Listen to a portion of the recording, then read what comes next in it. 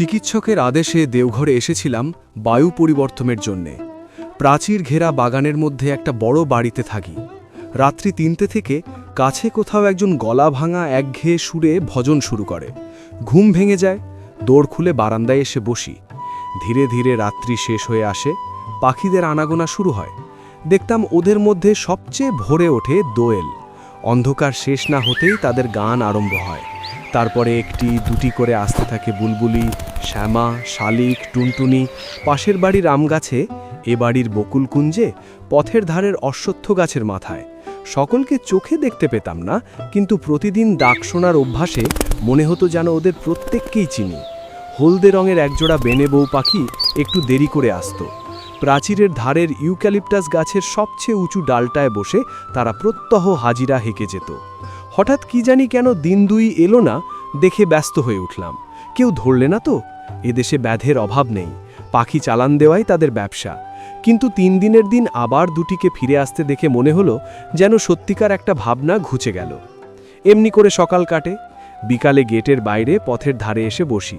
নিজের সামর্থ্য নেই বেড়াবার, যাদের আছে তাদের প্রতি চেয়ে চেয়ে দেখি। দেখতাম মধ্যবিত্ত গৃহস্থের ঘরে পীড়িতদের মধ্যে মেয়েদের সংখ্যাই ঢের বেশি। প্রথমেই যেত পা ফুলো ফুলো অল্প বয়সী একদল মেয়ে। বুঝতাম এরা বেরিদেরির আসামি। ফোলা পায়ের লজ্জা ঢাকতে বেচারাদের কত না যত্ন। মোজা পরার দিন নয়, গরম পড়েছে, তবু দেখি কারো পায়ে আঁট করে মোজা পরা, কেউ বা দেখলাম মাটি পর্যন্ত লুটিয়ে কাপড় পরেছে। সেটা পথ চলার বিঘ্ন, তবু কৌতূহলী লোকচক্ষু থেকে তারা বিকৃতিটা আড়াল রাখতে চায়। আর সবচেয়ে দুঃখ হতো আমার একটি দরিদ্র ঘরের মেয়েকে দেখে। সে একলা যেত, সঙ্গে আত্মীয় স্বজন নেই, শুধু ৩টি ছোট ছোট ছেলে মেয়ে। বয়স বোধ করি ২৪-২৫, কিন্তু দেহ যেমন শীর্ণ, মুখ তেমনি পাণ্ডুর। কোথাও যেন একটুকু রক্ত নেই, শক্তি নেই নিজের দেহটাকে টানবার। তবু সবচেয়ে ছোট ছেলেটি তার কোলে, সে তো আর হাঁটতে পারে না, অথচ ফিরে আসবারও ঠাঁই নেই। কি ক্লান্তই না মেয়েটির চোখের চাহনি। সেদিন সন্ধ্যার তখনও দেরি আছে, দেখি জনক কয়েক বৃদ্ধ ব্যক্তি ক্ষুধা হরণের কর্তব্যটা সমাধা করে যথাশক্তি দ্রুতপদেই বাসায় ফিরছেন। সম্ভবত এরা বাতব্যাধিগ্রস্ত। সন্ধ্যার পূর্বেই এদের ঘরে প্রবেশ করা প্রয়োজন। তাদের চলন দেখে ভরসা হলো। ভাবলাম যাই, আমিও একটু ঘুরে আসি গিয়ে। সেদিন পথে পথে অনেক বেড়ালাম। অন্ধকার হয়ে এলো, ভেবেছিলাম আমি একাকী। হঠাৎ পেছনে চেয়ে দেখি একটি কুকুর আমার পেছনে চলেছে। বললাম, কিরে, যাবি আমার সঙ্গে? অন্ধকার পথটায় বাড়ি পর্যন্ত পৌঁছে দিতে পারবি? সে দূরে দাঁড়িয়ে ল্যাজ নাড়তে লাগলো। বুঝলাম সে রাজি আছে।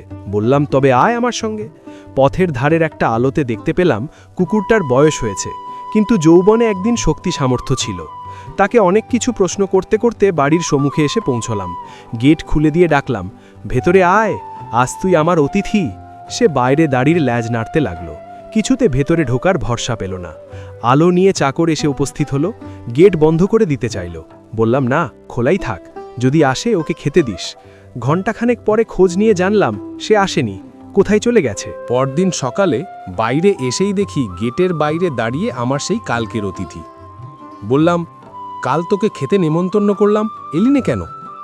জবাবে সে মুখ পানে চেয়ে তেমনি ল্যাজ নাড়তে লাগলো। বললাম, আজ তুই খেয়ে যাবি, না খেয়ে যাসনে, বুঝলি? প্রত্যুত্তরে সে শুধু ঘন ঘন ল্যাজ নাড়ল। অর্থ বোধহয় এই যে, সত্যি বলছো তো? রাত্রে চাকর এসে জানালো সেই কুকুরটা এসে আজ বাইরের বারান্দার নিচে উঠানে বসে আছে। বামুন ঠাকুরকে ডেকে বলে দিলাম, ও আমার অতিথি, ওকে পেট ভরে খেতে দিও। পরের দিন খবর পেলাম অতিথি যায়নি। আতিথ্যের মর্যাদা লঙ্ঘন করে সে আরামে নিশ্চিন্ত হয়ে বসে আছে। বললাম, তা হোক, ওকে তোমরা খেতে দিও।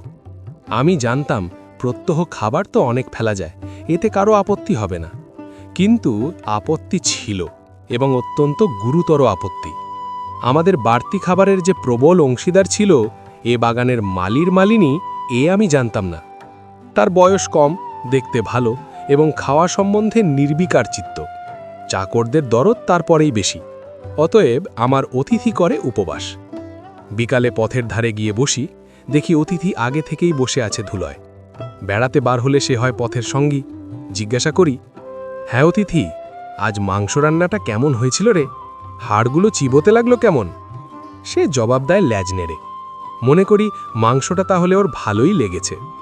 জানি নে যে মালির বউ তারে মেরে ধরে বার করে দিয়েছে। বাগানের মধ্যে ঢুকতে দেয় না, তাই ও সম্মুখের পথের ধারে বসে কাটায়। আমার চাকরদেরও তাতে সাঁই ছিল। হঠাৎ শরীরটা খারাপ হলো, দিন দুই নিচে নামতে পারলাম না। দুপুরবেলা উপরের ঘরে বিছানায় শুয়ে খবরের কাগজটা যেই মাত্র পড়া হয়ে গেছে, জানালার মধ্য দিয়ে বাইরের রৌদ্রতপ্ত নীল আকাশের পানে চেয়ে অন্যমনস্ক হয়ে ভাবছিলাম, সহসা খোলা দোব দিয়ে সিঁড়ির ওপর ছায়া পড়ল কুকুরের। মুখ বাড়িয়ে দেখি অতিথি দাঁড়িয়ে ল্যাজ নাড়ছে। দুপুরবেলা চাকরেরা সব ঘুমিয়েছে, ঘর তাদের বন্ধ। এই সুযোগে লুকিয়ে সে একেবারে আমার ঘরের সামনে এসে হাজির। ভাবলাম দুদিন দেখতে পাইনি, তাই বুঝি আমাকেও দেখতে এসেছে। ডাকলাম, আয় অতিথি, ঘরে আয়। সে এলো না, সেখানে দাঁড়িয়েই ল্যাজ নাড়তে লাগল। জিজ্ঞাসা করলাম, খাওয়া হয়েছে তোরে? কি খেলি আজ? হঠাৎ মনে হলো ওর চোখ দুটো যেন ভিজে ভিজে, যেন গোপনে আমার কাছে কি একটা নালিশ ও জানাতে চায়। চাকরদের হাঁক দিলাম, ওদের দৌড় খোলার শব্দেই অতিথি ছুটে পালালো। জিজ্ঞাসা করলাম, হ্যাঁ রে, কুকুরটাকে আজ খেতে দিয়েছিস? আজ্ঞে না, মালিবউ ওরে তাড়িয়ে দিয়েছে যে।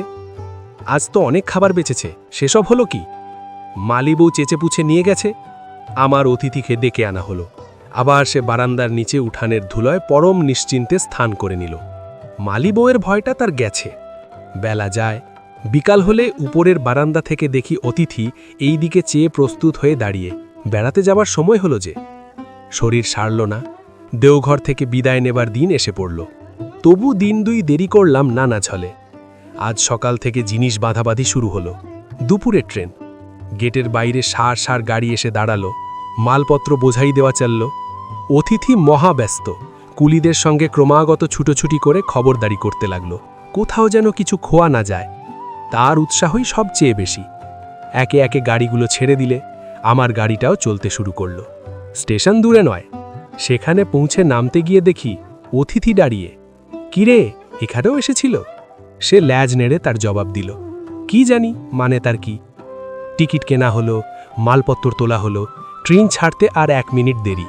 সঙ্গে যারা তুলে দিতে এসেছিল তারা বকশিস পেল সবাই, পেল না কেবল অতিথি। গরম বাতাসে ধুলো উড়িয়ে সামনেটা আচ্ছন্ন করেছে। যাবার আগে তারই মধ্য দিয়ে ঝাপসা দেখতে পেলাম স্টেশনের ফটকের বাইরে দাঁড়িয়ে এক দৃষ্টে চেয়ে আছে অতিথি। ট্রেন ছেড়ে দিলে বাড়ি ফিরে যাবার আগ্রহ মনের মধ্যে কোথাও খুঁজে পেলাম না।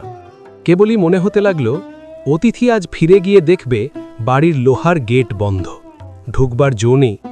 পথে দাঁড়িয়ে দিন দুই তার কাটবে, হয়তো নিস্তব্ধ মধ্যাহ্নের কোনো ফাঁকে লুকিয়ে উপরে উঠে খুঁজে দেখবে আমার ঘরটা। হয়তো ওর চেয়ে তুচ্ছ জীব শহরে আর নেই। তবু দেওঘরে বাসের কটা দিনের স্মৃতি ওকে মনে করেই লিখে রেখে গেলাম।